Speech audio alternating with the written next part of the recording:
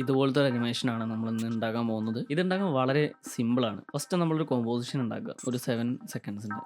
അതിനുശേഷം നമ്മുടെ മാപ്പും അതിൻ്റെ ടെക്സ്ചറും വലിച്ചിടുക. ഞാനിതിനൊന്ന് വെക്ടർ ലെയർ ഓൺ ആക്കുന്നുണ്ട്. എന്നിട്ട് ഈ ഒരു നള്ള് കൊടുക്കുന്നുണ്ട്. മാപ്പും ടെക്സ്ചറും കൂടി നള്ളിലേക്ക് പാരൻ്റ് ചെയ്ത് ഈ നള്ളിനെ സ്കെയിൽ ചെയ്ത് വലുതാക്കുന്നു. നമ്മുടെ കോമ്പോസിഷന് വേണ്ടത്ര വലുപ്പത്തിൽ കറക്റ്റായി വെക്കുകയാണ്.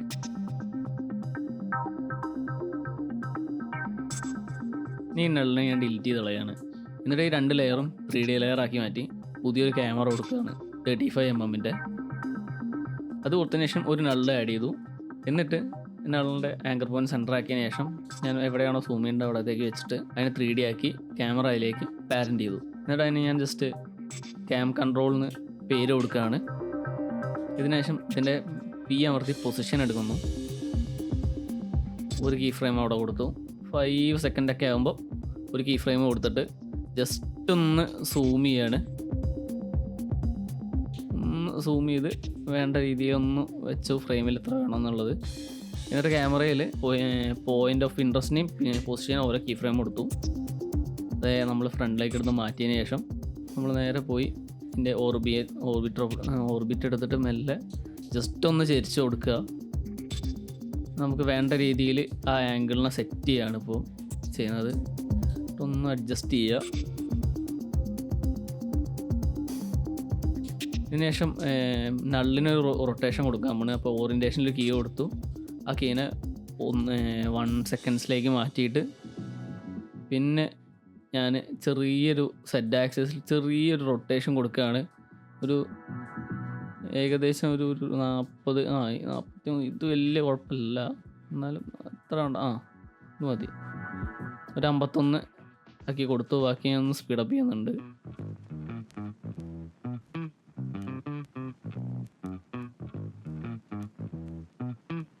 ആംഗിളൊക്കെ കറക്റ്റായി. ഇനി നമ്മൾ ബോട്ട് ആഡ് ചെയ്യാൻ പോവാണ്. ബോട്ട്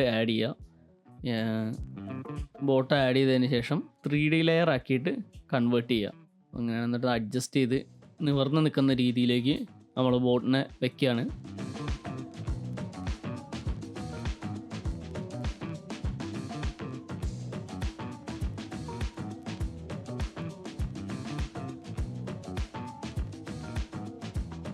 നേരെ വെച്ചതിന് ശേഷം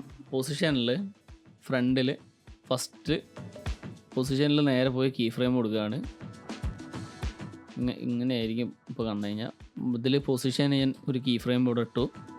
അതിനുശേഷം റൊട്ടേഷനും ഇട്ടിട്ട് എന്നിട്ട് വീണ്ടും റൊട്ടേഷൻ കീ ഫ്രെയിം ഒന്ന് മാറ്റിയിട്ട് ജസ്റ്റ് ഒന്ന് ചരിച്ചിട്ട് അവിടെ ഒരു കീ ഫ്രെയിമും കൂടി വരുത്തിച്ചു.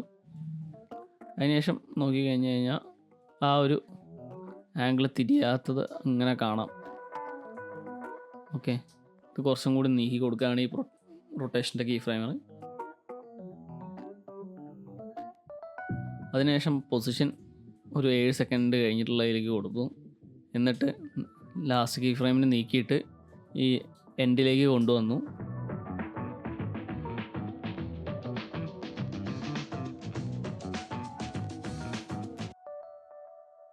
അങ്ങനെ ഇപ്പോൾ നോക്കിക്കഴിഞ്ഞാൽ ഇങ്ങനൊരു മൂവ്മെൻറ്റ് നിങ്ങൾക്ക് കാണാം. ഞാനിവിടെ ഒരു ടിൻറ്റ് കൊടുക്കുകയാണ് ബോട്ടിൻ്റെ കളറൊന്ന് മാച്ച് ചെയ്യാൻ വേണ്ടിയിട്ട്. വേറൊരു കളർ കൊടുത്തതിന് ശേഷം ഈ കീ ഫ്രെയിംസ് സെലക്ട് ചെയ്ത് ഞാനിവിടെ മോഷൻ ടൂളിൽ ഒരു 65 കൊടുക്കുകയാണ്. അതിനുശേഷം എല്ലാത്തിനും അതേപോലെ 65 വെച്ച് ക്ലിക്ക് ചെയ്ത് കൊടുക്കുകയാണ്.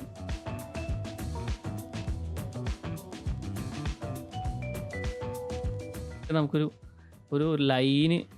ഡാഷ് ലൈൻ കൊടുക്കണം. അതിന് ഞാൻ ഒരു ലൈൻ വരച്ചു. ഡാഷ് ലൈനിന് വേണ്ടിയിട്ട് ഒരു സ്ട്രോക്കുള്ള ലൈൻ വരച്ചിട്ട് സ്ട്രോക്ക് 3 ആക്കിയിട്ട് അതിൻ്റെ പ്രോപ്പർട്ടീസിൽ പോയിട്ട് കോണ്ടൻറ്റ് പോയിട്ട് നമ്മൾ ഡാഷ് ഓണാക്കി എന്നിട്ട് 10 കൊടുത്തു.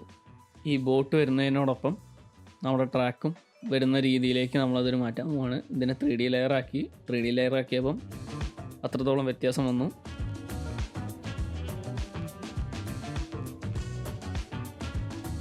ഇപ്പം ഏകദേശം നമ്മുടെ ബോട്ടും ലൈനും കൂടിയിട്ട് ഒപ്പം വരുന്ന രീതിയിലേക്ക് ശരിയായിട്ടുണ്ട്. ഞാൻ ഈ സ്റ്റോക്കിൻ്റെ കളറ് ബ്ലാക്കിൽ നിന്ന് മാറ്റിയിട്ട് ഇതിനോട് ചേർന്ന കളറാക്കാൻ പോവാണ്. എന്നിട്ട് ബ്ലെൻഡിങ് മോഡ് എടുത്തിട്ട് ഞാൻ മൾട്ടിപ്ലൈ ആക്കി. അതിന് ശേഷം നിങ്ങൾ നോക്കിയാൽ ഞാൻ മൾട്ടിപ്ലൈ ആകുമ്പോൾ അത് കറക്റ്റായിട്ട് ഇതിൽ മുട്ടിയ പോലെ ഉണ്ടാവും, പ്ലേസ് ആയ പോലെ ഉണ്ടാവും.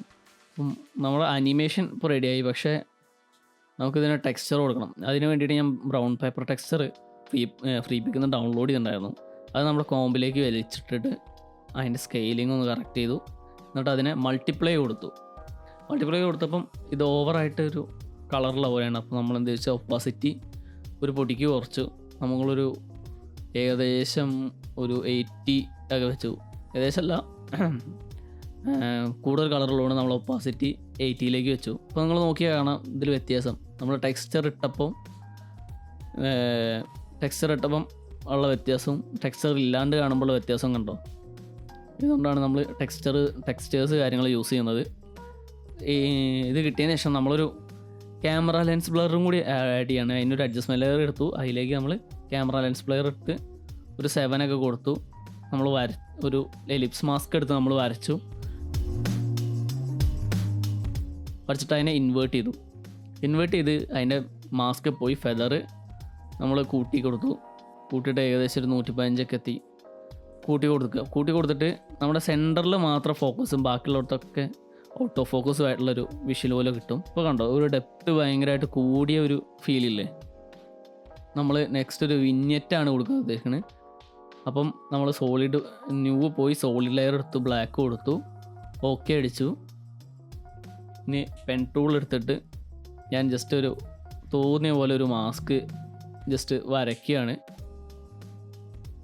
അങ്ങനെ തോന്നിയ പോലെ മാസ്ക് വരച്ചിട്ട് പോയിട്ട് ആ മാസ്കിനെ ഇൻവേർട്ട് ചെയ്യാൻ പോവുകയാണ്.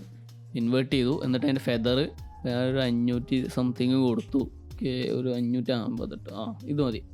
എന്നിട്ട് ഇതിൻ്റെ പോസിറ്റീവിൽ വന്ന് അതിനൊരു 80 വേണ്ട, കുറച്ചൊന്ന് കുറയ്ക്കാം. നമ്മളൊരു 50-40 ആ റേഞ്ചിലേക്ക് ഒരു 47 എത്തി അതിൽ നിർത്തി. ഇപ്പോൾ കുറച്ചും കൂടി ഒരു പ്ലീസിങ് ആയിട്ടുള്ളൊരു ലുക്ക് കിട്ടിയിട്ടുണ്ട്. നമ്മൾ കുറച്ചൊരു പൊടിക്ക് കൂട്ടി 58 ആക്കി.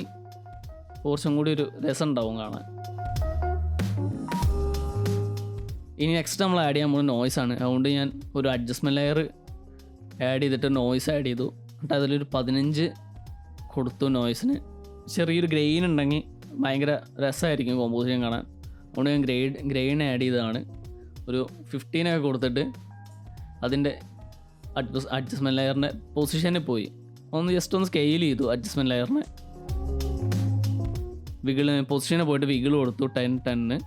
അപ്പോൾ നമുക്ക് നോക്കിയാൽ കാണാം അതിൻ്റെ വോയിസ് അങ്ങോട്ടും ഇങ്ങോട്ടും ഷിഫ്റ്റായി വിഗിൾ ചെയ്തുകൊണ്ടിരിക്കുന്നുണ്ട്.